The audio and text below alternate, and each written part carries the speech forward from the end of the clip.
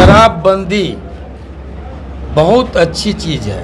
गांधी जी से प्रेरणा लेके गांधी जी ने कहा कि इस मुल्क को अगर विदेशों के हाथ गिरवी रख करके भी अब आप ज़मीन बेचना चाहेंगे बेटी की शादी में, बाप के श्राद्ध में, इमरजेंसी में, तो कोई खरीदार नहीं है। 3 गुना जो है रेट बढ़ गया।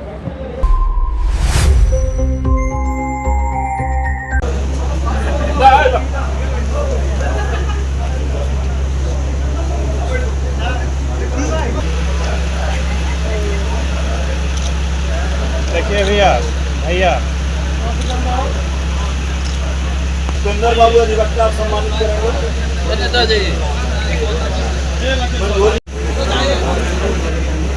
जोरदार ताली बजे।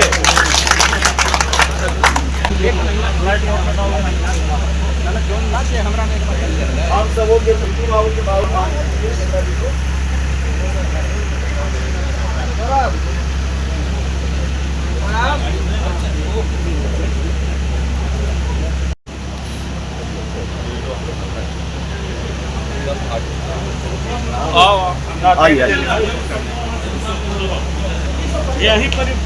शराबबंदी बहुत अच्छी चीज़ है। गांधी जी से प्रेरणा लेके गांधी जी ने कहा कि इस मुल्क को अगर विदेशों के हाथ गिरवी रख करके भी हमको शराब बंद करना होगा। अगर हम एक दिन के डिक्टेटर बने तो शराब बंद करेंगे, गांधी ने कहा था। तो गांधी की कही बात तो कोई झूठी बात नहीं हो सकती, बड़ी अनुभव की बातें थी। इसको इस महत्वाकांक्षी योजना को नीतीश कुमार ने पकड़ा और लागू हुआ। लेकिन क्या लागू है?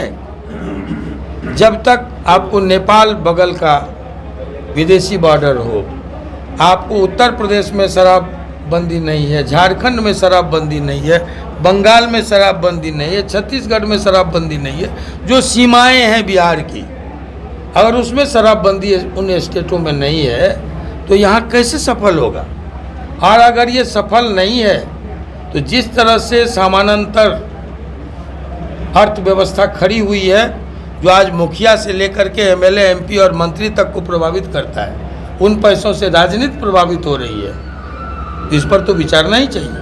और उसके कारण अगर किसानों को आज माने 1-2 सप्ताह पहले 3 गुना टैक्स बढ़ गया। अब आप ज़मीन बेचना चाहेंगे बेटी की शादी में, बाप के श्राद्ध में, इमरजेंसी में, तो कोई खरीदार नहीं है। 3 गुना जो है रेट बढ़ गया ज़मीन का। तो ये शराबबंदी के वजह से अगर ये मार किसानों को झेलना पड़े तो कल को अगर किसान बगावत पर उतरे, इसके पहले इन पर पुनर्विचार होनी चाहिए। एकदम सही क्रम है। तो ये सब बाकी पूरे रिजल्ट का चर्चा पूरे देश में हो रहा है, इस पर आपकी क्या? देखिए, किसी शायर ने बड़ी अच्छी बात कही, तू किसी और से न हारेगा, तुझको तेरा गुरूर मारेगा। आप सब ने लिखा, मैं भी देख रहा था कि सत्ता अपने अहंकार के कारण हारती रही है। दुनिया का इतिहास गवाह है। जब लगेगा कि अभेद्य है, अपराजेय है, तब इतिहास गवाह है कि लोग हार जाते।